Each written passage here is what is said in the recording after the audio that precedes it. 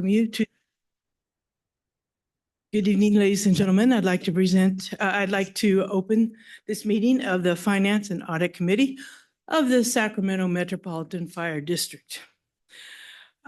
Call to order, please, and roll call. Yes, Director Stark. Here. Director Jones. Here. Director Clark is absent. Okay, thank you very much.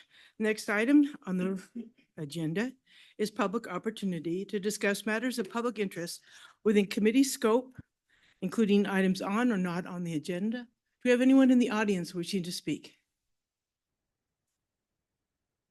Okay, thank you. Anyone online, sir? Not at this time. No public comments. Okay, thank you. We'll move on. Chair will entertain a motion for consent items. So moved. Thank you. Please call the roll. I need a second. You Oh. second? Yeah. Oh. It's okay.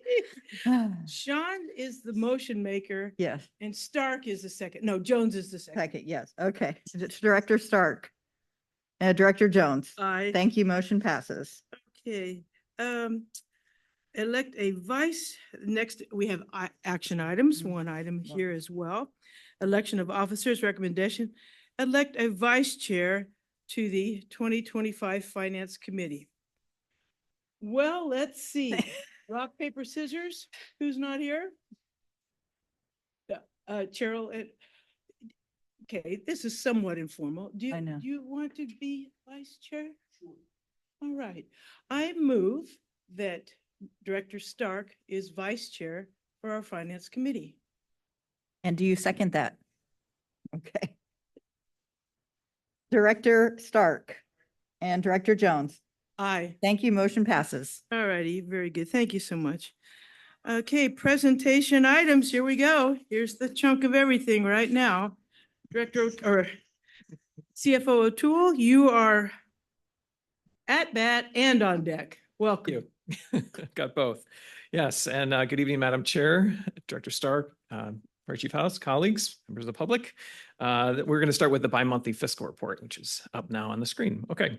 So this report, as usual, this one will cover the first 6 months of the fiscal year, so through December 31, 2024, and is intended to provide and to help you monitor the fiscal health of the district, as well as identify deviations from the 24-25 budget plan. There's sort of a natural sequence with this. We'll do the budget report through December. We'll do this report through December, and then we'll look at the mid-year, which will be use that data to update the budget for the rest of the fiscal year. So that's the order of the presentations. Let's see. So next, first slide here is a general fund cash balance trends through December 31, 2024. As a reminder, the red line is current year, fiscal year 24-25, and the green line is prior year, fiscal year 23-24. You can see the shape of the lines there. We're generally following in this fiscal year the historical pattern.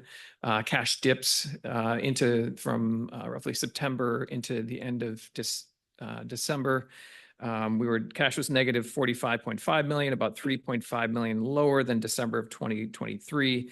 And that's partly due to a year-over-year difference when the expenditures occurred, but the overall trend lines are the same, and cash balances will turn positive and have turned positive, actually. We'll see that in our next report, and that would reflect the end of the dry period borrowing from the county.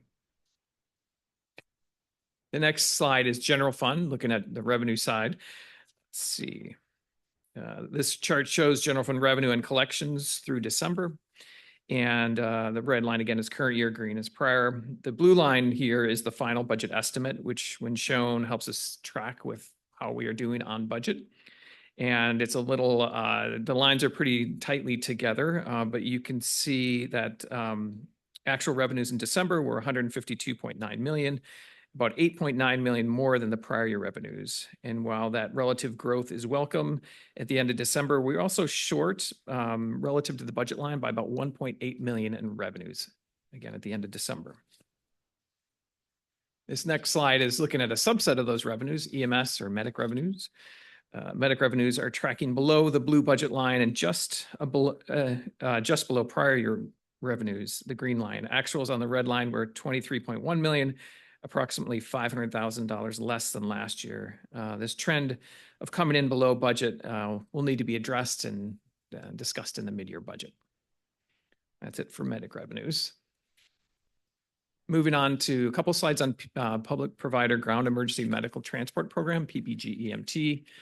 The first two charts you can see here are covering the first 2 fiscal years of the program, the 6 months in 22-23, and then the full year of fiscal year 23-24. Let's see. This PPG-EMT income is deposited into the IGT fund and then transferred to the general fund. That's why we show it as part of a general fund revenue, because it's basically leaving the IGT fund and going directly into the general fund. Let's see, since the last report, the amount owed over this 18-month period dropped by 200,000 and is now 2.8 million. So over that 18-month period, if you add up all the gaps between the tops of the red and those gray lines to the left, it equals 2.8 million. And as you can see, it's gotten a lot closer, but the targets haven't quite been reached for any year. Although you can look at some of those months are 1.6 something. They're already, maybe $50,000 off. So we're closing. And let's see. So I don't think we're there yet, but we're getting close to the point where the payments are nearly matching expectations, and this regular reporting on these years may no longer be necessary, but we're not quite there yet. I just want to continue to present it to you. So moving to the second slide on this revenue source, PPG-EMT, this is this fiscal year. So we have the data through December, naturally. And you can see the amount outstanding for the 6 months of that fiscal year is 3.4 million. Most of that you can tell is in those first 3 months. Evening. Is in those first 3 months, because as you might expect, if anyone who owes money a few months back is going to pay the older debts first. So we do have a little bit of a lag. In December, we got 158,000. And you can kind of see as you go backward that more is deposited. Let's see, the total budgeted net revenue for fiscal year 24-25 is 20 million. So we've collected 6.6, so a little ways to go. We have an amount outstanding of 3.4. And moving from revenues to expenditures, so this is sticking with the general fund still. You can see that the red line is really very close to the blue budget line, but the difference shown there, the expenditures through December in this fiscal year were 166.5 million, which is roughly 17 million more than 23-24 when it was 139.7. And let's see, actual costs were actually over the blue line by 2.8 million. So in December, our total expenditures were exceeding what we had on the budget by 2.8 million. So another hint of what we have to look at the mid-year. So looking at a subset of the revenues of expenditures is the labor costs. So as you can see on the slide, actual 24-25 costs and budgeted costs, the blue line trended very close together.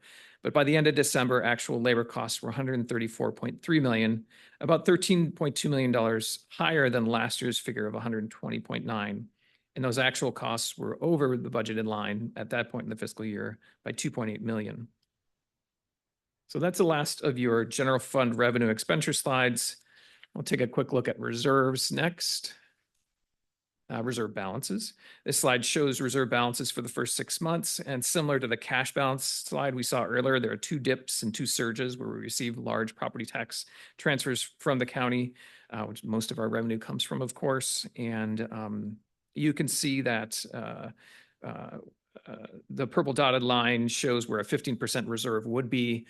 We did not reach it in December. We expect as the spending to continue before that second tranche of revenues that we will get a little further from that 15%. And then at the end of the year, we're expecting 11.7% reserve. So staying below the purple line. And that's reserve balances. Moving on to the California Employers Retirement Benefit Trust Fund, or CERP fund. This is where we have set aside funds for our other post-employment benefits, basically our non-health related post-employment benefits. And balances in this fund may only be used to pay OPEB liabilities. And when I last reported this just last month with data through October, we were at $93 million balance, and now it's 93, almost 93.2. So a little bit of a gain in that time. The CERT is made up of contributions over the life of participation in the fund and investment earnings, as shown on the slide. Since inception, the district has contributed nearly 62.7 of the 93.2 shown. And that is the CERT update. Next slide is your major takeaways. So actual December 31 general fund cash was $3.5 million lower than the prior year at that point. General fund revenue came in $1.8 million below budget and $8.9 million higher than the prior year. PPGMT revenues are growing, still growing. The gaps are holding. We're about $6 million in total owed across those more than 2 years now. And general fund expenditures are up over what was in the final budget by 1.2 million. With that, concludes the presentation portion and whatever questions you may have.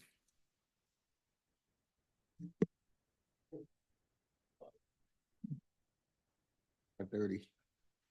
Glad you're here. Glad you're here. Director Stark? For the general budget, mid-year sure. budget review. Okay. Just some clarification things. All right, then let's move on from on deck into the batter's box, sir. All right. It's all yours. Ready to go.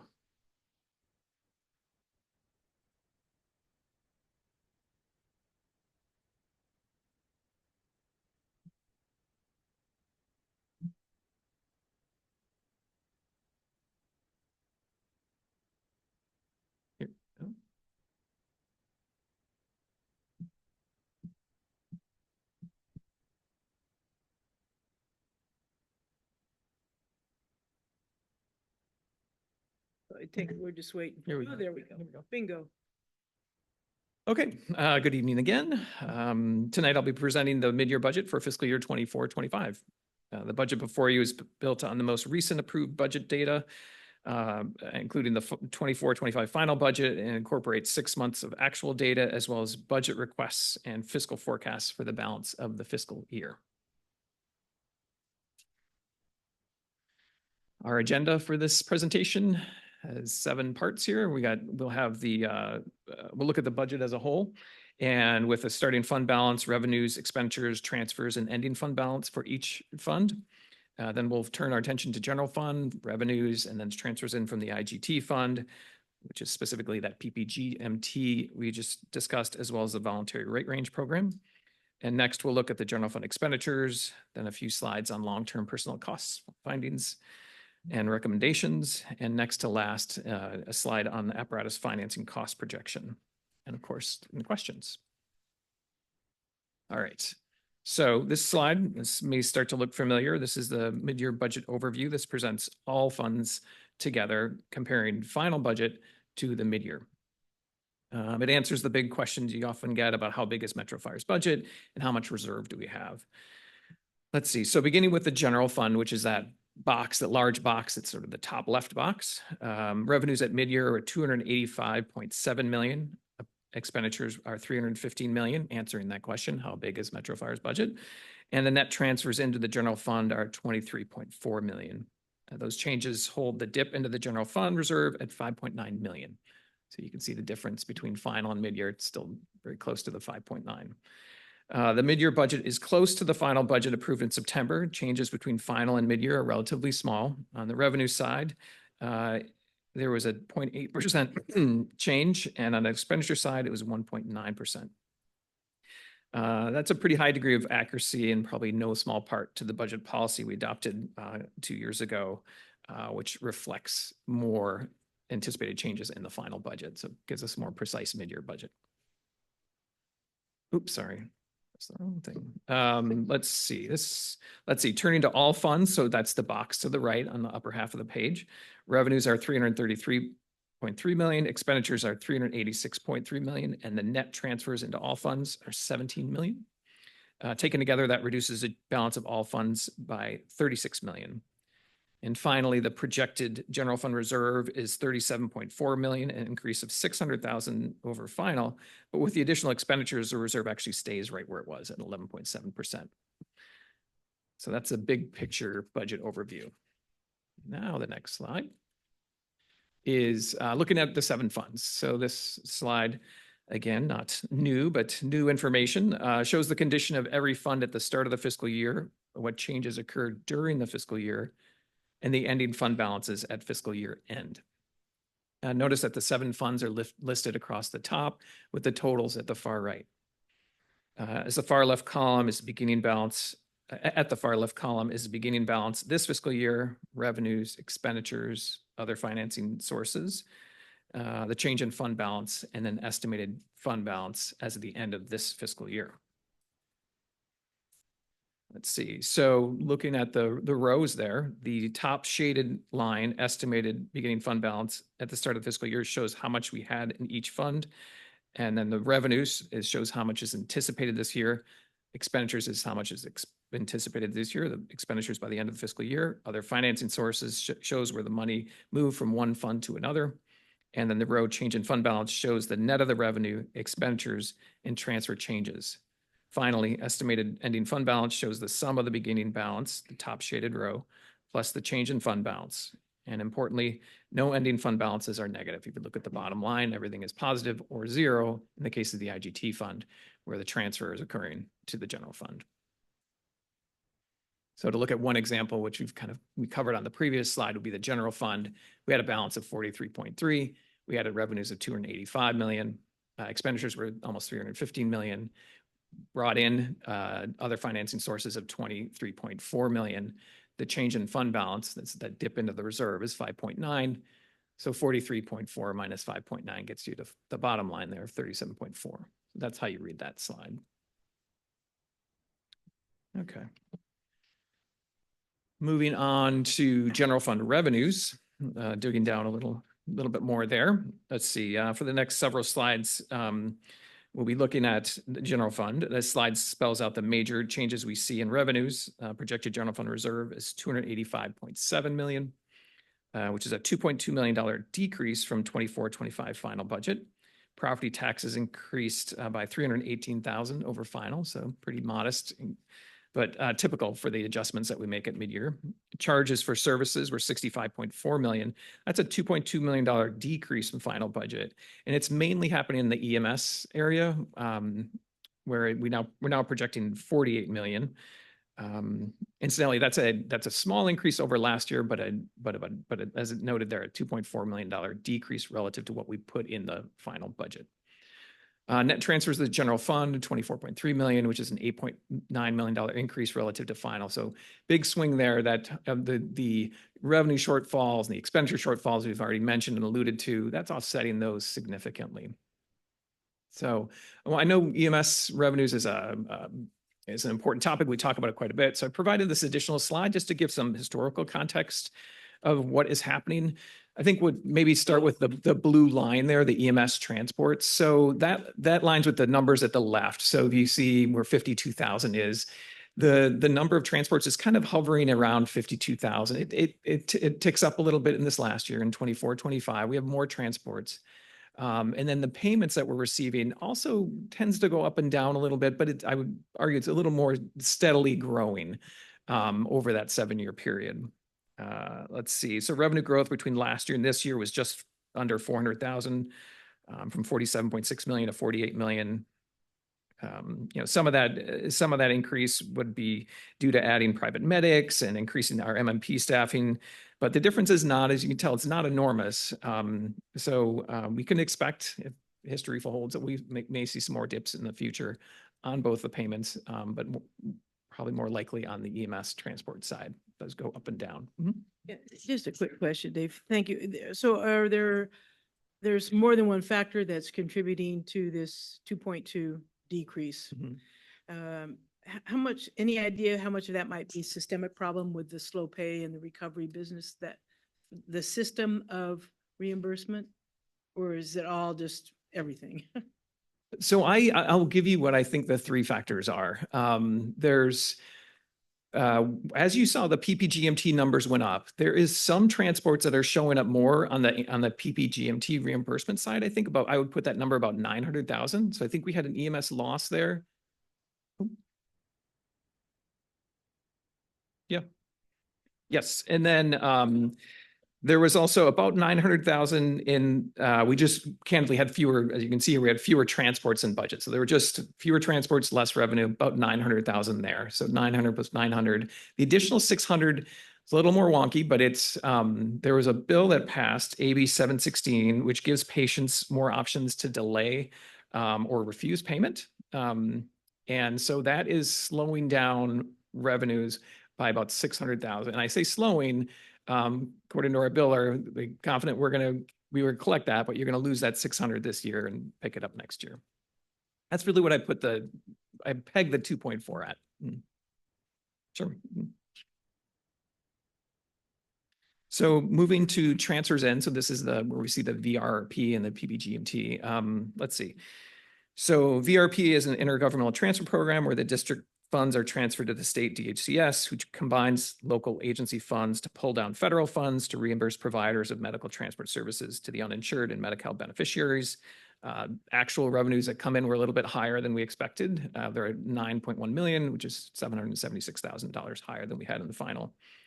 On the PPGMT side, for refresher, that was established in 2019 and supports the transport of certain Medi-Cal beneficiaries, replacing the former GEMT program with a flat payment per Medi-Cal transport of what is now $1,168, which is an increase of $103, which we had in final. Increase of $103 from what we had in final when it was $1,050. Let's see, there were some big changes at mid-year in PPGMT, as noted on the slide. Three big factors are after the final audit, the prior year reconciliation showed there was a 3.6 million that needed to be reflected as income and transferred to the general fund. So the audit was the audit was complete. We had 3.6 million in the fund that had not been transferred. We transferred it. Let's see, the federal government approved an increase, which I just mentioned, the reimbursement rate for transports, bumping it by $103 on average, which will add $1.3 million this year. There's also more trips than expected. And as I said, some of this I think is coming from EMS side, which added about 930,000. So the net PPGMD increase altogether relative final is 7.8 million. There's some other factors that go in there too. I have a question. What, Mm-hmm. through the chair, what, with the changes going on right now in the federal government, maybe the cuts that might affect Medi-Cal? What do we expect? What kind of changes do we expect, or what kind So of... that's a good question. I was at a finance officers conference last week, and it seemed like every session began with, well, things are happening in DC. We don't know. But we have no indications with these particular programs that there's going to be changes. It's just something we're watching closely, listening for. Yeah, I think public safety seems to be less on the chopping block than other areas, but this is a Medi-Cal piece too, and tied. So yeah. Keep saying it's not on the chopping block, you know. It could very well be. So, right. Yeah. So no, nothing official, just everyone says keep a close eye on it. And yeah. So, okay. And then, so I'll move from move from the revenue side of general fund to the expenditure side. This slide shows projected general fund expenditure highlights, which we expect to be 315 million, 5.8 million more than we had in final, a 1.9% increase. The labor budget in particular, which includes both compensation benefits, is 265.4 million. That's $5 million higher, 1.9% higher than final. Labor costs will be approximately 84% of the general fund budget, which is a slight decline from the 84.5% we had in final. Service and supplies, 45.1 million, which is 1.8% higher, 812,000. And the workers' compensation reserve was also increased by 956,000 from a transfer from the general fund in accordance with the reserve policy. Okay. Moving more specifically into labor expenditures. So let's see, compensation shown first, 149 million, includes things like wages, incentives, such as paramedic education, longevity, as well as constant staffing, out of class pay, and sick and leave buybacks. Benefits include things like payments to PERS and SCRS, personal medical expenses, dental, vision, Those are what those two categories are made up of. On that compensation side, it's $3 million higher than final. The changes, probably the two most significant changes there are shown. So wages was $1.8 million lower than we had in final. And you recall that we budget all our positions as full. Invariably, they're not all full. So we realized some savings at midyear. Constant staffing up again, it's up by 3.9 million, and actually 2.5 million net of deployment. So deployment revenue is about 1.4 million this year is what that's saying. And the total benefits, let's see, $2 million higher than final. We are bringing back and recommending a $1 million set aside for a Section 115 pension trust to start, like we've done with OPEB for the last 13 years. To putting some seed funding in there for a pension trust fund too. And I will want to talk about that a little more when we get to another slide on this topic. But also in the benefits increase would be increased workers' compensation of 1.1 million. So, and then some staffing augmentations that I want to note are important. So we're adding 2 captain positions and the reassignment of an assistant chief position to the health and wellness division. There's also 6 firefighters are made permanent to establish Squad 53, and that's while still staffing the firefighter pool, which was a service delivery recommendation. Another service delivery team recommendation pertained to adding squads, medics, and private ambulance services. That's still under consideration and maybe incorporated in future budgets. And moving to the service and supplies side of expenditures. So again, it's 45.1 million at 1.8% increase. Notable, there was a significant reduction of 744,000 in the election and costs that we'd built into final, substantially less than what we initially thought it was going to be. So that helped. There was also an increase of nearly 500,000 for the ground emergency medical transport program. So you may have thought, oh, aren't we done with that program already? Well, we are still, I should say we are not yet, but we're negotiating with DHCS to continue to be the transfer position with some assurances that we will collect from the local agencies and transfer to DHCS, and then they will pay us back. So there's an offsetting revenue for most of this. And then the Ready Rebound contract, for the return to work related support, that was 250,000. That was in place after the final budget. And then insurance premium increases and some computer equipment as well. Okay, so fun part. This mess of a slide, I hate to bring it back to you, but you did see this back in November when I reported on the latest CalPERS valuation study.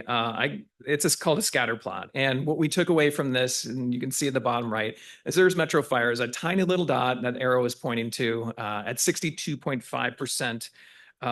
Funded ratio. And what that is basically is just on our CalPERS, on our pension liability, it's all assets we have divided by liabilities. And you can, every dot there is a local agency that has a safety plan. And so you can see we're not where the mass is. And if it's a little hard to read, but on the left, the mass is somewhere between, I don't know, 75, somewhere around 75%. So it's 62.5%. We're a little below where most other public agencies are in terms of our funded level for our pension plan. And so looking at this slide and having the discussion with the board kind of left me with a question of like, okay, well, can we drill down a little bit here? Let's figure out how we compare, maybe with a more relevant group. So I just picked the Metro 14 because we use them for comparison for other reasons. And so I pulled I pulled the funded level data from the other Metro 14 agencies, which I'll show you on the next slide. And when it was applicable, also I just threw in Kasumi's because they're local and often another point of comparison. So you get Metro 14 plus Kasumi's for 2 out of 3 here, which I'll show you. One thing important to note is that this data is through June 30th. The data on these next slides, I'll just go, is through June 30th of 2023. That's already, we've already produced, we just released our audit for through June 30th of 2024. So this data is a year plus old. When I was compiling it, I didn't have all the data for all these other agencies. So, it's, I just want to put that out there to reflect that, the timeliness of it. And it absolutely can be updated once all 15 agencies have their latest financial reports released. Okay, so the next 3 slides, I'm going to go pensions and I'm going to go OPEB and then workers' comp. So with pensions. Quick question, yes. maybe at another time, another meeting. I really appreciated this slide Hmm. of the local comparisons. And the next drill down might be what is everyone doing to either reach 97 or 62 or 63, doing or not doing? Yeah. I think that would be a very worthwhile and informative discussion presentation. Mhm. So Okay. can it possible? Yeah. I have a question. Sure. Perhaps it's on one of the other slides and I missed it. Is your proposal for the $1 million pension contribution, is that going to raise that? And if so, how much? First part is yes. So how much would it raise it? So I'd have to run the numbers. It, if you're wondering if it'd get us above Oakland, Now I see what's happening. it would be close. I can't say for sure though, until I run that number. So. So. Mr. O'Toole, yes, now you have two very interested parties. Thank you. So let me tell you what you're looking at. Okay. Again, we've got Metro 14 shown here plus Kasumi's. Their green columns are their funded levels. And the orange line is the average funded level, 76.4% as shown in the key below.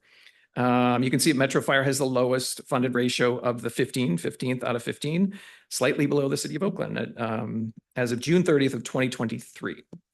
Let's see, mid-year budget includes the recommendation we identified on the slide, a one-time contribution of 1 million to initiate a pension trust fund.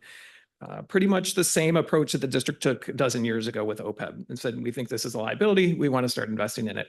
What's presented tonight is just a $1 million contribution. No, nothing ongoing. I'm not proposing anything ongoing. I think that's a discussion for next year. This is basically just seed money. Let's start doing it. So.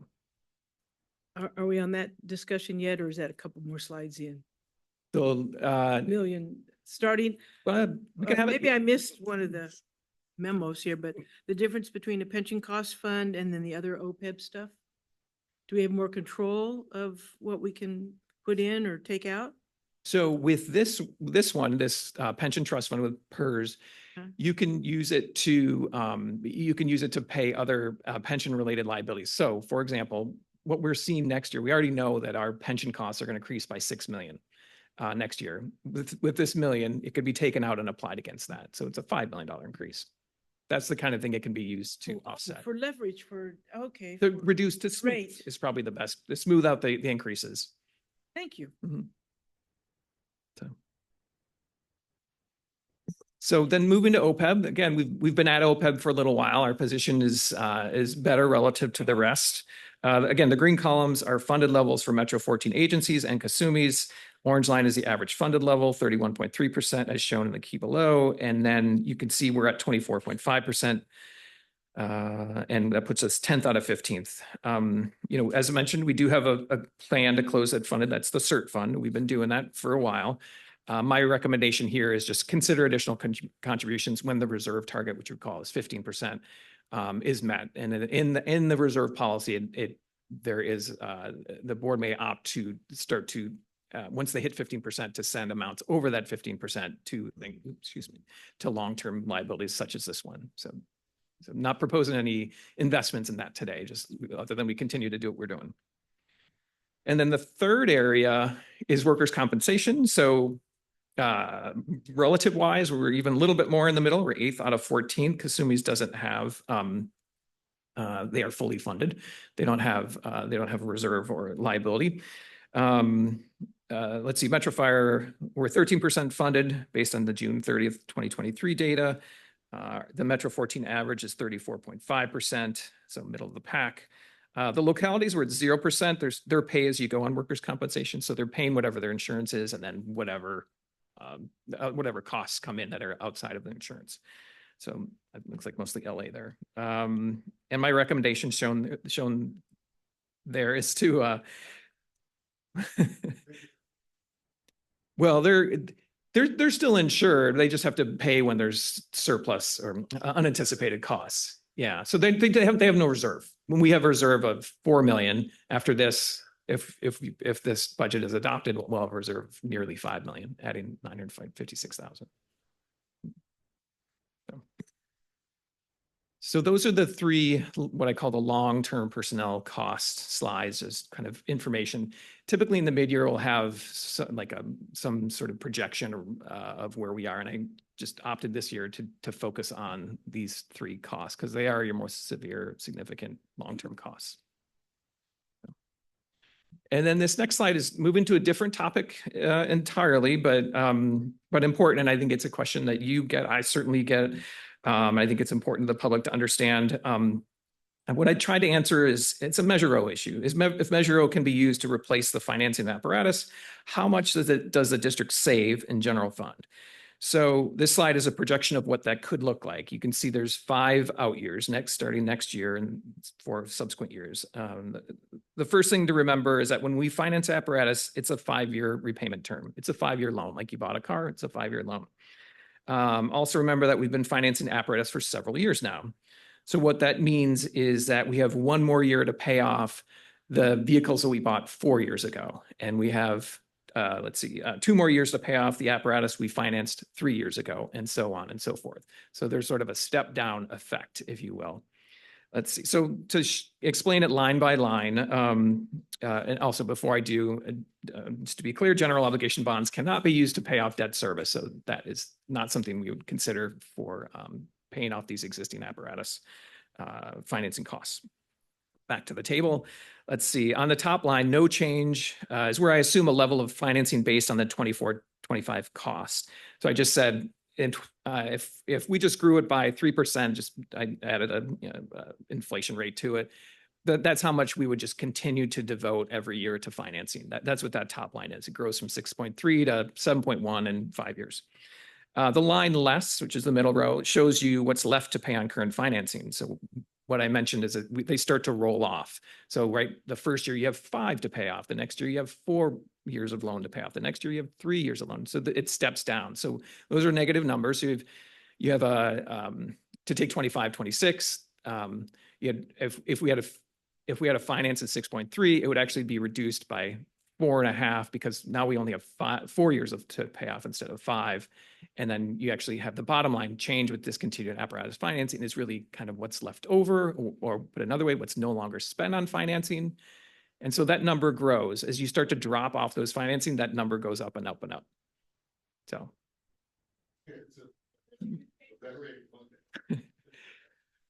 Well, we're committed to these financings. So yeah. Yeah. Well, Yeah, I just wanted to show us a scenario what it would look like to see your savings, if you will. We can save that money. and perhaps Exactly. we could use When it we're out of the for financing game, yeah. obligations. Exactly. Then we could move those funds into the pension. Exactly. Or Our reserve. yeah. and so the change on paper, that's a paper savings account. Is that, like, we're not going to yeah. be spending 7 million in 29-30. Right. And Yeah. that goes to my fellow director's points of depending, well, thank you. Sure. Thank you.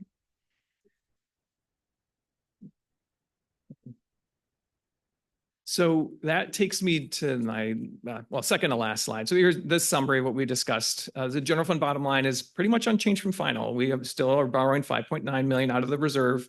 And that reserve, the general fund reserve percentage remains at 11.7%.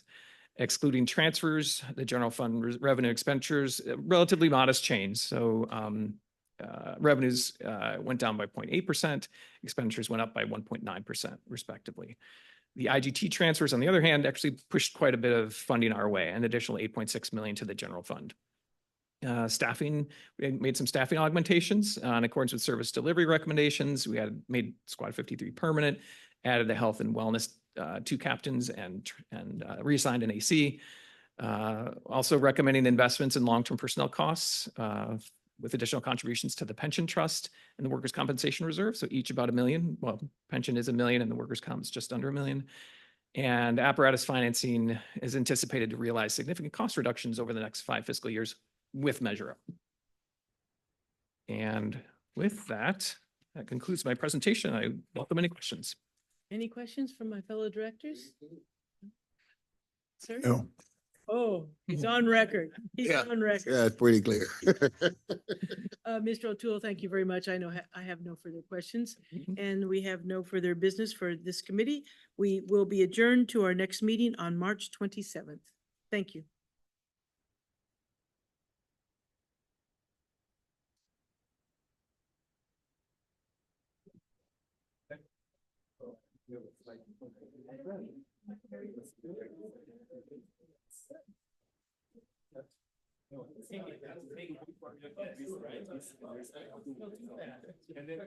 And then the paragraph, there's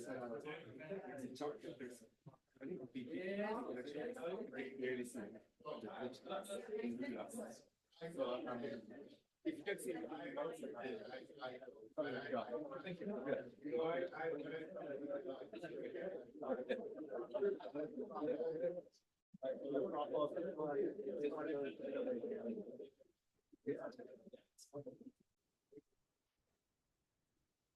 Not dated, but